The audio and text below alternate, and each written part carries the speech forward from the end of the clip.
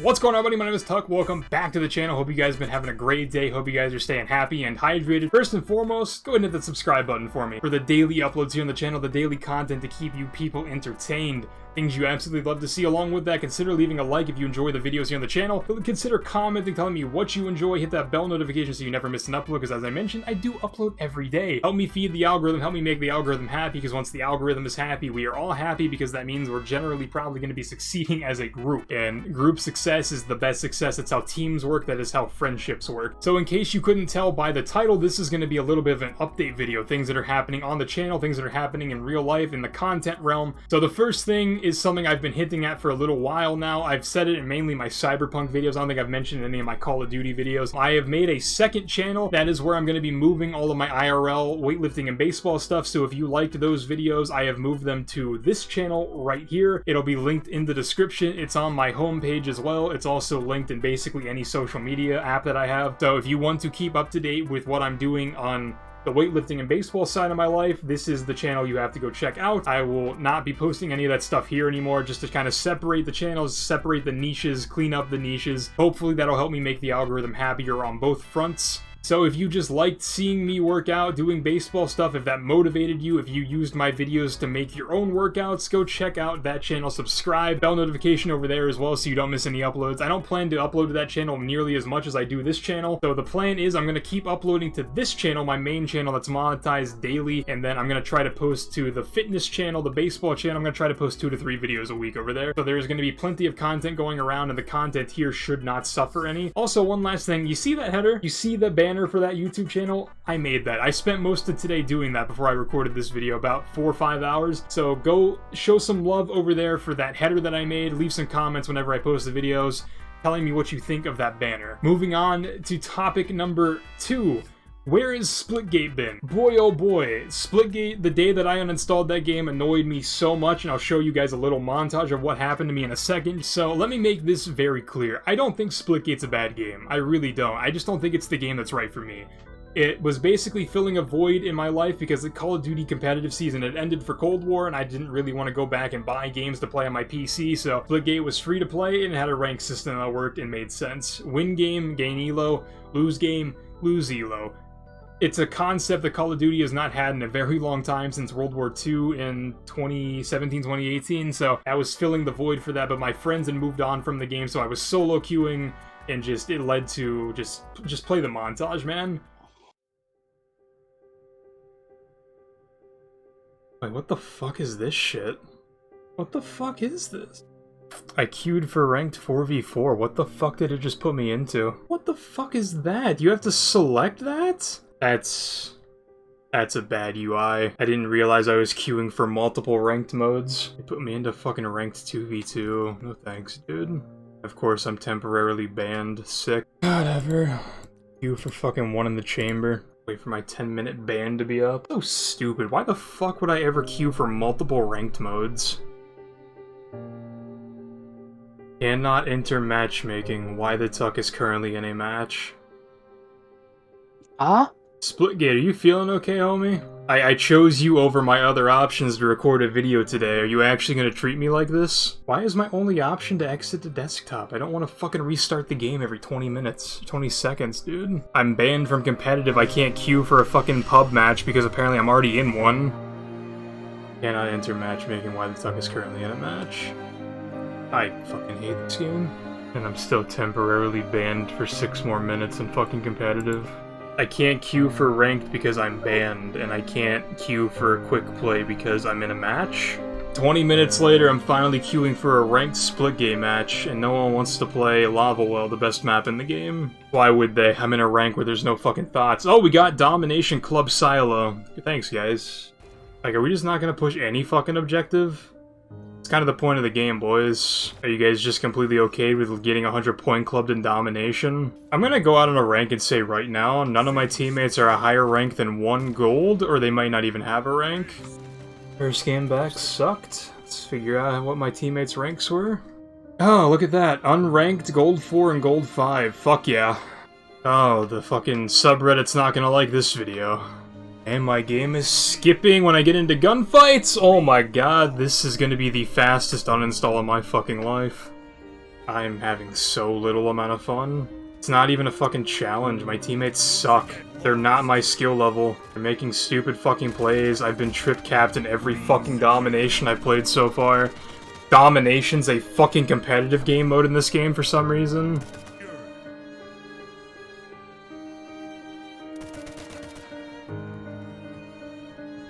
Oh, and to top everything fucking off, there's a hacker on the other team. Yeah. Dude, Yeah. Splitgate is just not the move for you. God This damn. game fucking sucks. Yeah, that guy didn't die a single fucking time. He had God mode on. Yeah, this game's getting uninstalled. Fuck this game. So, the thoughts I just had before the video, and then the things that happened to me on the day I recorded that part of the video, just... it fucked my last nerve, for lack of a better term, and I'm just done with Splitgate. Now, like I said, I just don't think it's the game for me. If you're watching this and you love Splitgate, it's your favorite game, by all means, keep playing Splitgate. Have all the fun you can with it, be the Ash Ketchum of Splitgate, be the best you can. Just enjoy it if you enjoy it, that's all I can say. Don't let my opinion on the game influence your opinion, just enjoy the game if you enjoy it. So, next topic, number 3, really quick touching point on this one. It's just going to be games that I'm interested in playing, probably going to see on this channel in the near future. Number 1 is Far Cry 6, because I think that's the closest one to release at the time of recording this video. I want to play Far Cry 6, I want to play Dying Light 2 whenever that comes out, I want to play Vanguard, obviously, because I'm a competitive Call of Duty personality, and then I'm probably going to play Halo Infinite. Whether that be multiplayer or campaign only, we will see, but I'm definitely going to be playing Halo Infinite in some way, shape, or form. So if you guys want to see those games, hit that subscribe button and stick around. Battlefield 2042, whatever the number is, I'm not sure if I'm going to play that game yet, because one, if it's not free to play, I'm not interested in buying it. Battlefield 42, big maybe. Definites though, Halo Infinite, COD Vanguard, Far Cry 6, and then Dying Light 2 whenever that does come out. So that is point number 3. Those are the games that you might see on the channel in the near future. Which now brings us to the Q&A, part 4 of this video. So we're just going to start off with my homie Alone's Twitch clip, because I was in his chat asking him to ask me questions for the Q&A, and this is his question. Oh, I need a second. Ask me a question for my Q&A. How do you get so attractive, Tuck? Alright, so a lot to unpack there. First and foremost, Ayo, kinda sus.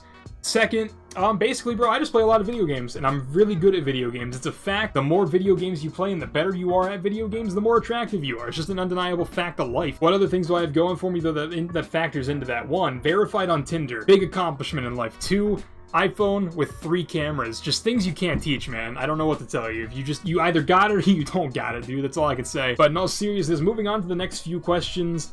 A lot of these were from Twitter. Most of these are from Twitter, except for there's one question from the boy Cax, who asked it in Alone's Twitch chat, like right after Alone asked me that question on stream. So these questions are going to be from Twitter. Now, before I answer these, basically, these are all from the timeline or from a Twitter group chat I have. They're my content chat for other content creators, people that just want to see my videos, people that want to talk, make some friends on Twitter. No one went out of their way to tell me they wanted to remain anonymous, so I'm sorry if you wanted to remain anonymous, but you didn't specify, so your name is going to be on screen, and I'm going to be saying your name whenever I ask the questions. I'm also trying to go into these questions blind, for lack of a better term, because I want the answers to be genuine. I don't want to premeditate an answer. I don't want to give you guys a cookie cutter answer. So I'm going to try to be as honest and genuine as I can whenever I answer these. So first and foremost, this one is from Bilo from my content group chat on Twitter. He asks, name 5 things that make you you. So we're going to get this one out of the way because it's probably the one that's going to be the most in-depth. So, first and foremost, let's just get passion out of the way. The cringe answer, the go-to answer that everyone has. Everyone says they have passion. A lot of people don't. They just kind of want it. I actually want it. That is probably my number 1 factor. It's just my passion to be better at everything that I do. I wake up every day with a sense to be better, to do better. I do things other people don't do because I'm motivated by myself. I don't need other factors around me to, like, enable me to do things. I just kind of see something. I have a goal in mind. I work towards that goal. I generally accomplish that goal. Even if I'm in the progress of working towards the goal, I am still working towards the goal. I'm a man of action. I'm not a man of words. I don't say I'm going to do stuff. I just fucking do it, for lack of a better term. Number 2 would probably be my ability to take a joke. I don't take myself that seriously. I present myself in a very serious manner sometimes, but that's because I just need to in some instances. But if someone wants to banter with me, I'll banter back. I'm not opposed to it. I'm not opposed to taking the occasional joke. It's not gonna hurt my feelings. My feelings are basically impossible to hurt. I don't get upset. If you say something dumb, I block you, I move on with my life. Like, bad opinions don't affect me negatively. So that would probably be number 2. Number 3, let's go with experiences in life. Whether they be good, whether they be bad, whether I'm the person that's in the bad, whether the bad thing is affecting me, I just either A, learn from good things because I learned that that's what I should be doing and I need to work harder at that, or bad things, I just don't want to do that and I remove any possibility of me doing that again or being affected by it again from my life. I cut people off, I cut toxic actions off, toxicity in general, I cut toxicity off basically as soon as it spawns. Just not for me, man. Like I said, I'm working towards something. If you're trying to impede that, you're an obstacle, and I just remove obstacles and go on with my life. And then there's number 4. Let's say work ethic. That kind of goes hand in hand with passion, but it's slightly different because passion is just the want to do something. You're super passionate about something. You like it a lot. Work ethic is acting on those likes, those wants. So like the passion is I want to be a great content creator. The work ethic is I will put in the fucking work to get that done. I've uploaded every day for almost a year at this point. November 13th will be my 1-year anniversary of uploading every day. It's October 6th when I'm recording this. I've almost uploaded every day for almost a year. Just the work ethic, it takes a lot to want to wake up every morning and just edit a video, make thumbnails, because I do everything on my channel. I edit all my videos. There are like maybe 7-8 videos on my channel where I didn't make the thumbnail. So like I'm editing every day, I'm making thumbnails every day. I already talked about in the beginning of the video, I made the artwork for my new channel. Just there's a lot of stuff that goes on. And then number 5, just my ability to like want others to succeed. Like I don't get super upset, I don't get super bitter when I see other people succeed. I am a coach in real life, I'm a coach online. Like, my job, my existence as a person is to elevate people to the level they need to go to or they don't know they can go to. So it's just like that. I like seeing other people succeed. I'm not afraid to help other people. I will never be afraid to help other people if they're genuine. I'm not saying I am a good person. I just feel like my actions speak more than my words. My actions speak very loudly. I do things for people, and I feel like that speaks more about me as a person than me actually sitting here and telling you that I help other people. So that is going to be the 5 things. I think that was 5. Counting's hard. That might be 5, but Bilo, I hope that answered your question, bro. Alright, so I guess technically the 3rd question I'm going to answer is from Tech on Twitter. He asked my favorite meal to eat before I hit the gym. If you don't eat beforehand, what's your favorite meal to eat after the gym? My answer is going to be a little different than a lot of other people because 1, I have ulcerative colitis. That's not a secret. My tummy hurts a lot. I can't eat a lot of certain foods. I'm a little bit weird when it comes to food and lifting. My number 1 food in general is always going to be steak. I love ribeyes. I will probably eat protein mainly before I go to the gym because I don't like loading up on carbs because carbs sit in the tummy. They make me feel heavy. And if I'm like lifting a lot, like deadlifting, squatting, there's the chance that I might feel super pukey. I might never actually throw up, but I just don't want to feel bad when I'm working out. I want to feel good. I want to feel basically like I'm good, for lack of a better term. I just don't like feeling heavy when I lift because it makes me feel weird. So generally after I work out is whenever I'll hit the carbs super hard. Not super hard, but like I'll load up on carbs compared to before. But before the gym, it's basically just straight protein unless I make like a sandwich and there's some bread or like a tortilla involved. For the most part, it's going to be protein before gym exclusively, and then after the gym, I'll lean towards more of like actual meals and food. Because as I've said many times, just because I lift weights does not mean I'm healthy. I said this on Twitter, 90% of my diet is like caffeine and chicken tenders.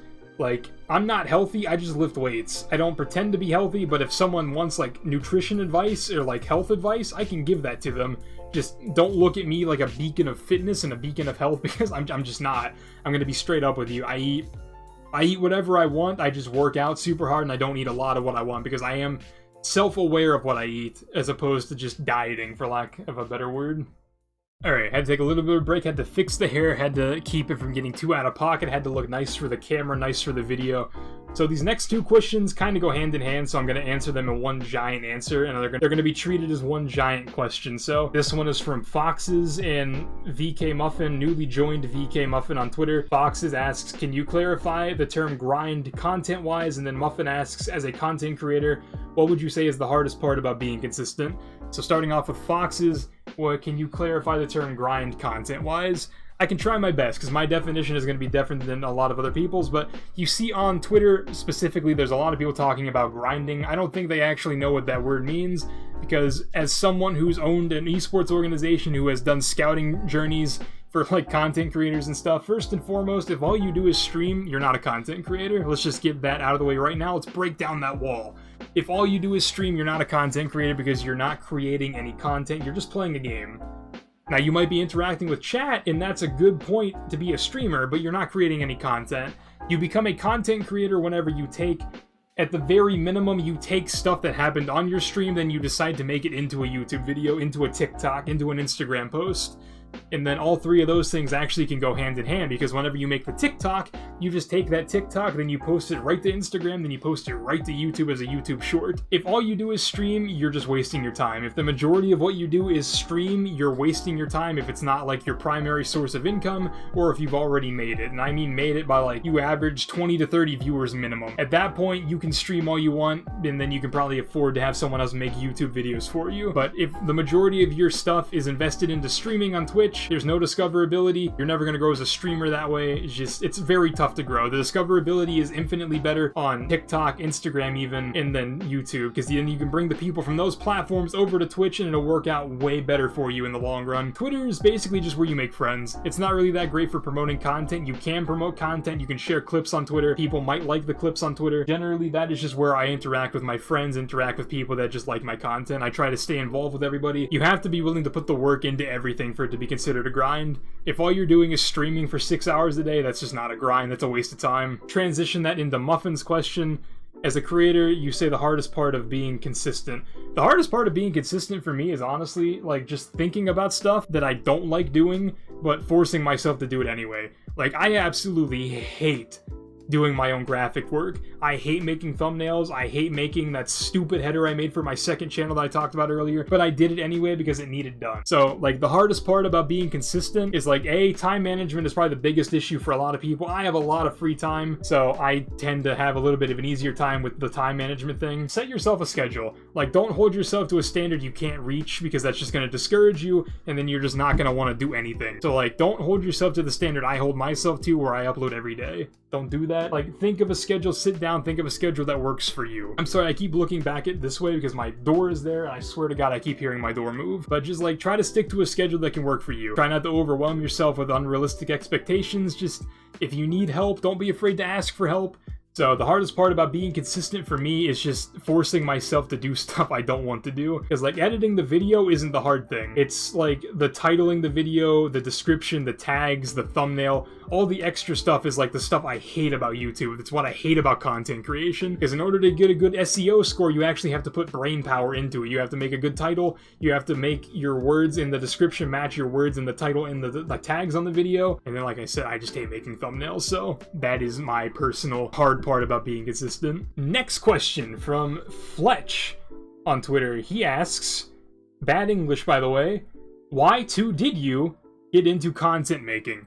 Fletch, I understand what you're asking. I got into content creation mainly because I've basically been like that my entire life. I see someone do something, I want to do it because I'm confident that I can succeed in what that is. Whether my capabilities physically are there, like whenever it came to baseball, I trained like a professional athlete, but I'm probably never going to throw 90. That's just life. It's whatever, but it's not going to stop me from training like the pros because I aspire to be the best of the fucking best, or at least the best of my group of people that I work with. And generally, more often than not, my work ethic and my work that I put in did elevate me to a point where I was way better off than a lot of the people I was playing against, because it just worked out that way. I work harder than people, I'm rewarded harder than some other people. So that applies to content creation, because like I spend a lot of time watching YouTube for like a long time now, probably 9-10 years now. My primary source of entertainment has just come from YouTube.